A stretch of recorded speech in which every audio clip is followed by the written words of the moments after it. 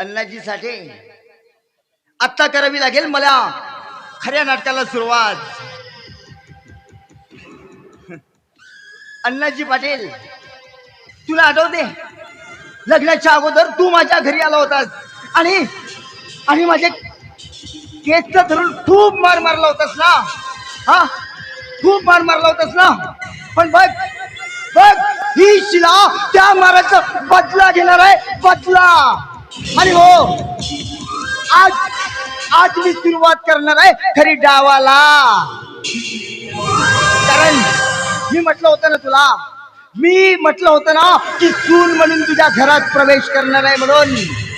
आणि होय, प्रवेश तर केलाय मी, केवळ तुझी वाट लावायसाठी. आणि बघ, आज तो दिवस उजाडलाय आणि पहिली वाट लावणार आहे तुम्हा दोघा बुड्ढा बुड्ढीची.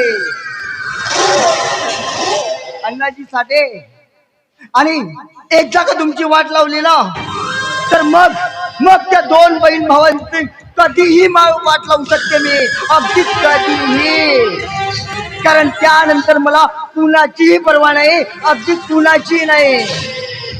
आणि हो, या 2 दिवसात तुम्ही दोघेही बुड्ढा बुड्ढी अगदी पायदळची वारी करणार आहात ना देवदर्शनाला. आणि याचाच फायदा घ्यायचा आहे मला.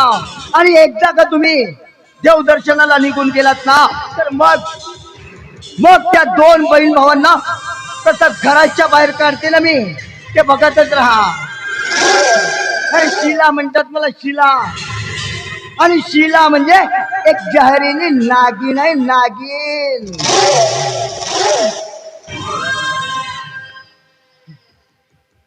आणि हो अण्णाजी साठे, ही नागिन एखाद्याला जेव्हा डंस करतो ना तर त्याला पाणी सुद्धा प्यायला वेळच मिळत नाही. अगदी हे जगाचा रामनाम सत्य है. शिला म्हणजे जहरीली नागिन.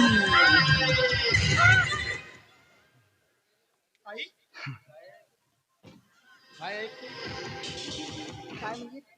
होय,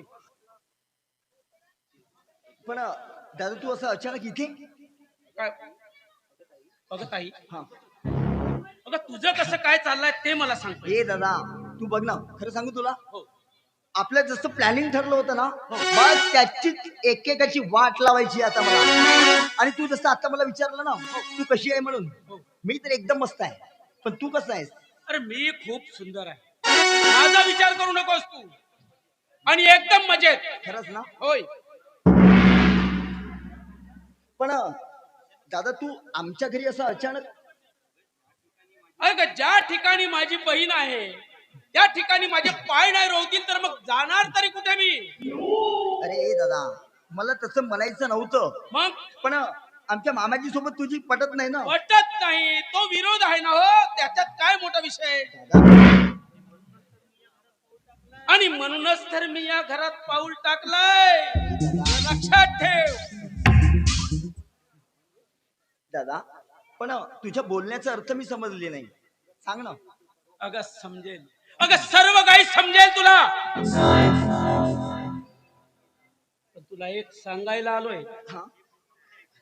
ते पूर्णपणे ऐकून घे. अरे तर मग सांग ना लवकर. सांगतोय.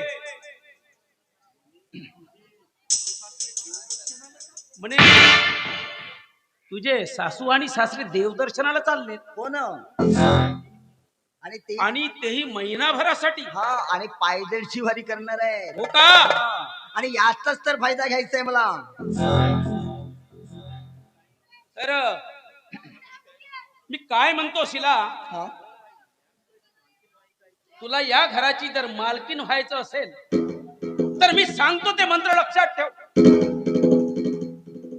आणि या घरावर तुझं साम्राज्य प्रस्थापित करायचं जर असेल तर मी सांगतो तेच तू तयार हो.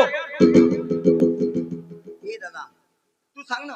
अरे ही तुझी बहीण, तू जसं म्हणशील ना अगदी तुझ्या इशाऱ्यावर नाचायला तयार आहे. सांग ना. कारण मला हवा आहे तो फक्त पैसा, संपत्ती, आणि याच्यासाठी मी वाटेल ते करायला तयार आहे. तू फक्त मला उपाय सांग. सांग ना दादा. अरे वेळ कशाला लावतोय, सांगतो. अरे माझी सासरी येतील इथे, पुन्हा भांडण होईल. सांग ना लवकर. अगं तुझे सासू सासरे चालले यात्रेला, हो. मग त्यांच्यासाठी काही फराळाचा करून देणारच आहेस ना तू. मग त्या फराळामध्ये लाडू, चिवडा, बालुशाही जे काही असेल ते. मग तू एक काम कर, त्यांना जे लाडू जे बनवत आहेस त्या लाडवामध्ये अगदी अलगदपणे विष टाक.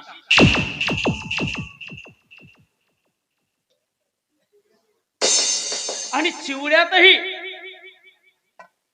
आणि दोघातही हे सर्व विष काल होऊन तू त्यांना शिदोरी म्हणून बांधून दे. आणि ते 1 महिन्यासाठी बाहेर चालले आणि जाता जाता ते विश्रांती घेतीलच आणि तिथे ते लाडू ते आणि नाश्ता करतीलच. आणि ते जर लाडू त्यांनी खाल्ले तर हमेशासाठी ते देवा दर्शनासाठी निघाले असं समज.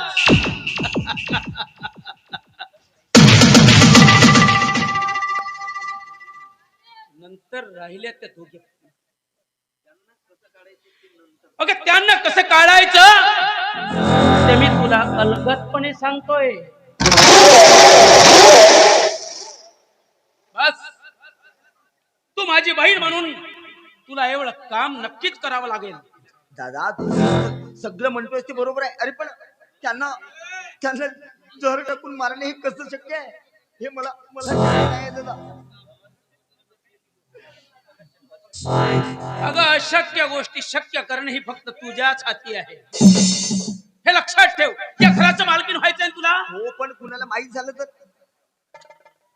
या गोष्टी फक्त दोघातच आहेत, तू आणि मी. दादा तू समजून का नाही घेत आहे.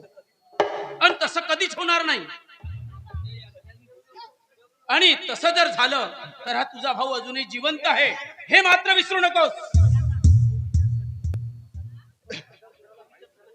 अगं तो विचार कधीच सोचायचा नाही. पण दादा तू म्हणतेस ते सगळं बरोबर आहे, पण उद्या जर कुणाला माहित झालं तर मग सांग ना.